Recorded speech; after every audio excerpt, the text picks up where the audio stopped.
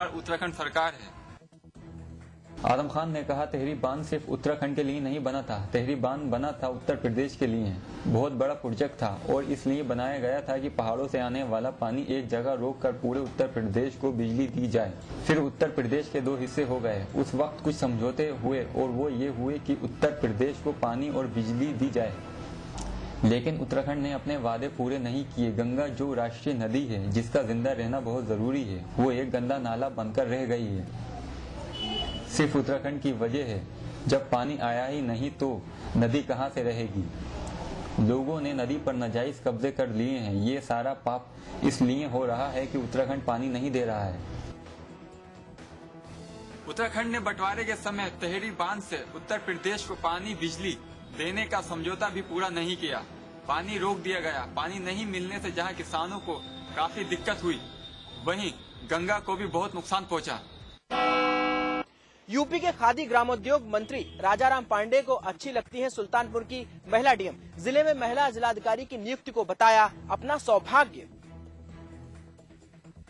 UP के खादी ग्रामोद्योग मंत्री राजाराम पांडे कितने रसिक मिजाज हैं, इसका अंदाजा लोगों को सोमवार को उस वक्त हुआ जब बेरोजगारी भत्ता बांटने सुल्तानपुर पहुंचे पांडे जी ने जिले की महिला जिलाधिकारी के धनलक्ष्मी की तारीफों के पुल बांध दिए। हालांकि इस दौरान उन्होंने ये भी खुलासा कर दिया कि पहले उन्हें जिले की पूर्व जिलाधिकारी कामिनी चौहान रतन अच्छी लगती थी।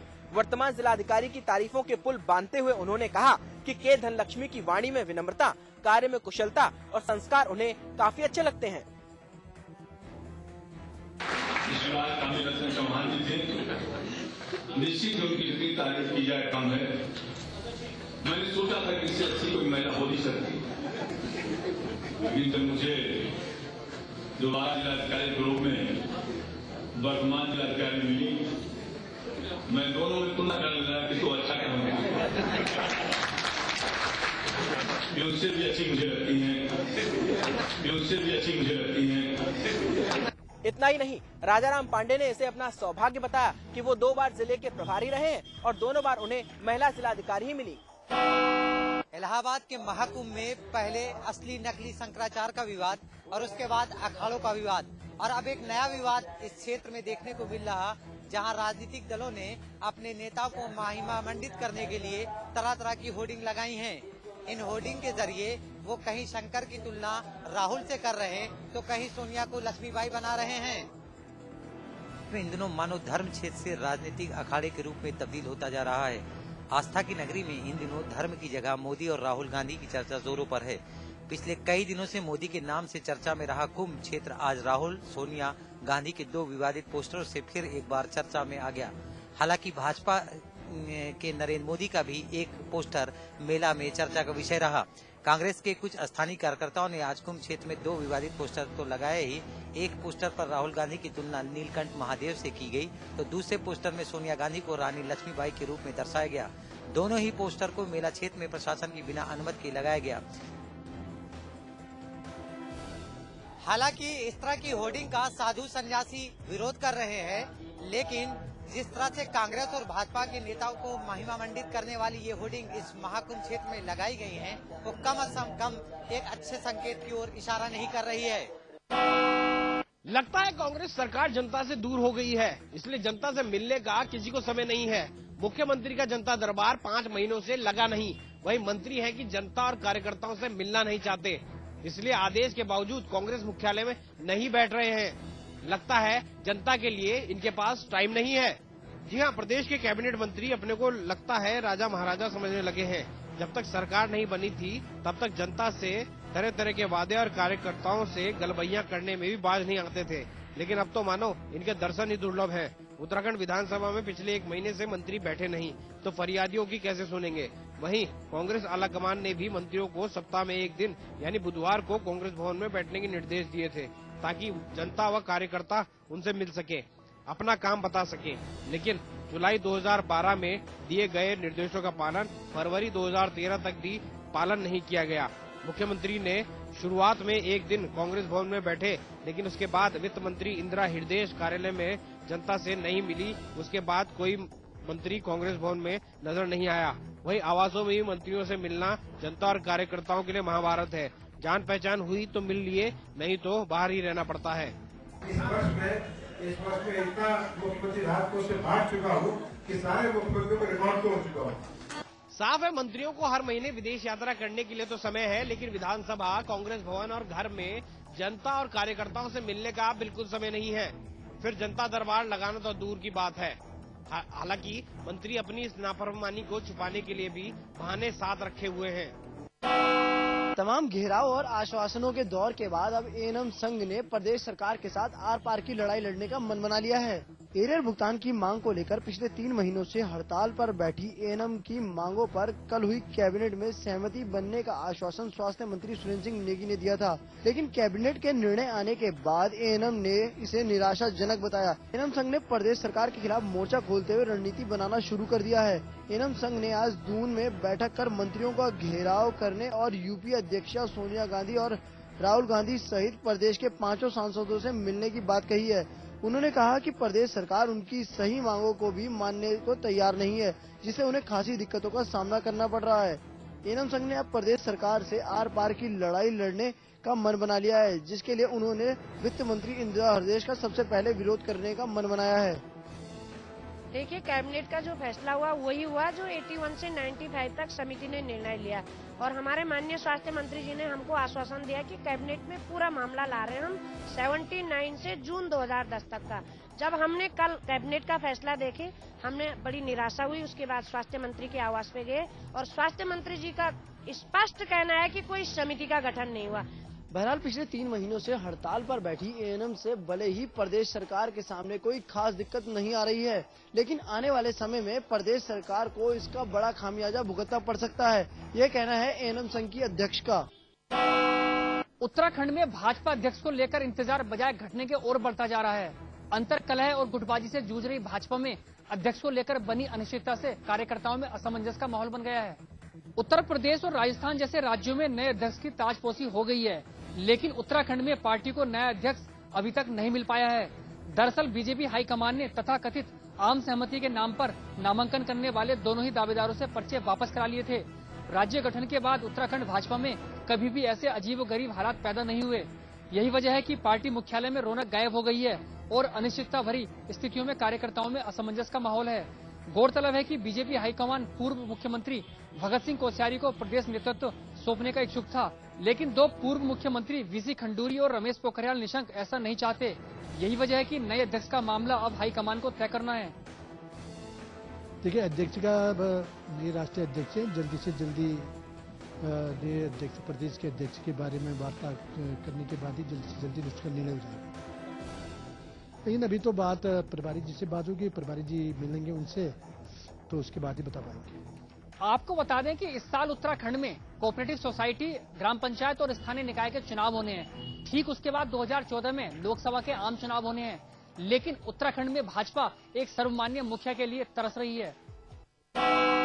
राजधानी दिल्ली समेत एनसीआर के कई इलाकों में सोमवार रात से हो रही बारिश ने एक बार फिर ठंड का एहसास करा दिया है। वहीं दिल्ली, फरीदाबाद और नोएडा के कई इलाकों में ओले भी पड़े। इस बार हुई बारिश ने 71 वर्षों का रिकॉर्ड तोड़ दिया। पिछले 24 घंटों के दौरान 50 मिलीमीटर से ज्यादा बारिश दर्ज की गई। वहीं पंजाब और हरियाणा में भी तेज बारिश होने से कई सड़कें लबालब हो गईं। इसकी वजह से लोगों को जाम का सामना करना पड़ा। मौसम विभाग के मुताबिक बुधवार को भी दिल्ली समेत एनसीआर में बारिश की संभावना जताई गई है। गुरुवार को मौसम में सुधार हो सकता है, लेकिन इस दौरान घना कोहरा दिल्ली और एनसीआर में छाया रहेगा। रात से हो रही बारिश से जहां सड़कों पर पानी भर गया, वहीं NH-24 समेत कई मार्ग जाम की चपेट में रहे। वहीं इस बारिश ने तापमान में गिरावट ला दी, जहां सोमवार को दिन का न्यूनतम तापमान 12 डिग्री से रिकॉर्ड किया गया। मंगलवार को न्यूनतम तापमान में 1 डिग्री की गिरावट दर्ज की गई, वहीं अधिकतम तापमान में करीब 3 डिग्री की गिरावट दर्ज की गई। भारतीय जनता पार्टी के राष्ट्रीय अध्यक्ष बनने के बाद राजनाथ सिंह का पहला लखनऊ दौरा रद्द कर दिया गया। हालांकि बीजेपी का दावा है कि खराब मौसम की वजह से ही राजनाथ सिंह का लखनऊ दौरा रद्द किया गया है। बहरहाल वजह चाहे कुछ भी हो, लेकिन राजनाथ सिंह के लखनऊ दौरे को लेकर पूरे प्रदेश से लखनऊ में जुटे बीजेपी के कार्यकर्ताओं में भी निराशा साफ देखने को मिली। भारतीय जनता पार्टी के अध्यक्ष राजनाथ सिंह का लखनऊ दौरा खराब मौसम के चलते आज रद्द हो गया। बीजेपी के राष्ट्रीय अध्यक्ष के तौर पर ताजपोशी के बाद पहली बार राजनाथ सिंह लखनऊ पहुंचने वाले थे। कार्यकर्ताओं ने पूरे जोश के साथ उनके स्वागत की तैयारियां की थी। बड़ी तादाद में प्रदेश भर से कार्यकर्ता लखनऊ भी पहुंच चुके थे। लखनऊ एयरपोर्ट से लेकर शहर के अंदर तक आने तक 16 जगहों पर राजनाथ सिंह का भव्य स्वागत होना था, पर सोमवार रात से शुरू हुई मूसलाधार बारिश ने कार्यक्रम पर पानी फेर दिया। बीजेपी प्रदेश अध्यक्ष लक्ष्मीकांत वाजपेयी के मुताबिक कार्यकर्ताओं में कार्यक्रम निरस्त होने से निराशा जरूर आई है, पर कल तक ही उनका अगला कार्यक्रम घोषित होने का दावा भी वाजपेयी ने किया है। भारतीय जनता पार्टी के प्रदेश अध्यक्ष लक्ष्मीकांत वाजपेयी के मुताबिक राजनाथ सिंह 6 फरवरी को इलाहाबाद के दौरे पर जाएंगे और वहीं पर उनके लखनऊ आने का अगला कार्यक्रम घोषित कर दिया जाएगा। बीजेपी का ये भी दावा है कि फिर राजनाथ सिंह से समय लेकर उनका लखनऊ दौरा आयोजित किया जाएगा और फिर पूरे जोश के साथ एक बार फिर राजनाथ सिंह के लखनऊ आने पर उनके स्वागत की सभी तैयारियां की जाएंगी। राजनाथ सिंह के लखनऊ दौरे को लेकर कई दिनों से पार्टी के प्रदेश कार्यालय पर बीजेपी के बड़े नेताओं की बैठकें भी चल रही थी। राजनाथ के लखनऊ दौरे को पूरी तरह से सियासी बनाए जाने की तैयारी भी थी, लेकिन सारी तैयारी धरी की धरी रह गई। हालांकि बीजेपी का दावा है कि आने वाले 15 दिनों में राजनाथ सिंह लखनऊ में फिर आएंगे और राजनाथ का ये दौरा उत्तर प्रदेश में बीजेपी का लोकसभा चुनाव का बिगुल होगा। कांग्रेस के राष्ट्रीय उपाध्यक्ष राहुल गांधी का मंगलवार से प्रस्तावित 2 दिवसीय अमेठी दौरा टल गया है। यदि आगे मौसम साफ रहा तो राहुल 7 फरवरी तक अमेठी पहुंच सकते हैं। कांग्रेस के राष्ट्रीय उपाध्यक्ष बनने के बाद राहुल का यह अपने संसदीय क्षेत्र अमेठी का पहला दौरा था। अपने सांसद का दौरा निरस्त होने से अमेठी में कांग्रेस कार्यकर्ताओं में मायूसी है। राहुल के स्वागत के लिए पार्टी कार्यकर्ताओं ने बड़े पैमाने पर तैयारी कर रखी थी। राहुल को अमेठी में अलग अलग जगहों पर रोड शो और कार्यकर्ता सम्मेलन में शिरकत करना था। उत्तर प्रदेश कांग्रेस के एक वरिष्ठ नेता ने बताया कि यदि आगे मौसम साफ रहा तो आगामी 7 फरवरी को राहुल अमेठी पहुंचेंगे। अब राहुल गांधी 7 और 8 फरवरी को अमेठी के दौरे पर आएंगे।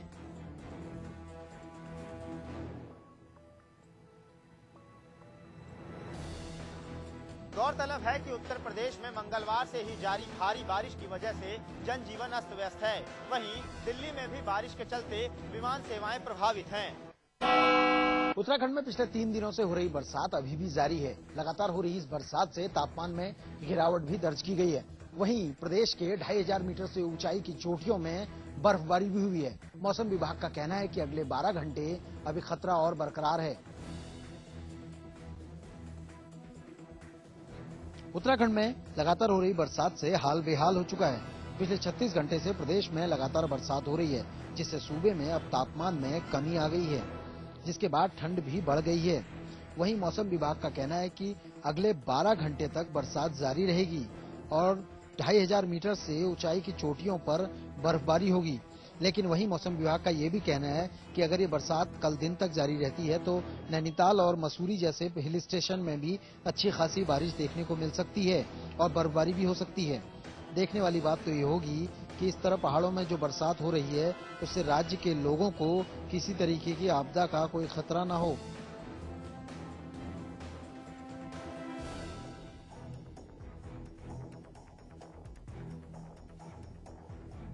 लगातार हो रही बरसात से प्रदेश का मौसम खुशनुमा भी हो गया है और पर्यटक उत्तराखंड की ओर रुख भी करने लगे हैं। लेकिन वहीं मौसम विभाग की ये चेतावनी भी है कि आने वाले पर्यटक आने से पहले स्थिति का पूरा जायजा कर लें, क्योंकि जिस तरीके से लगातार लैंडस्लाइडिंग हो रही है उससे पर्यटकों को भी खासी दिक्कतें उठानी पड़ सकती हैं। भारी बरसात के चलते कानपुर के नमक फैक्ट्री चौराहे पर एक मकान की छत गिर जाने से 4 लोग दब गए, जिन्हें अस्पताल ले जाते वक्त 3 लोगों की मौत हो गई और एक महिला की हालत गंभीर बनी हुई है।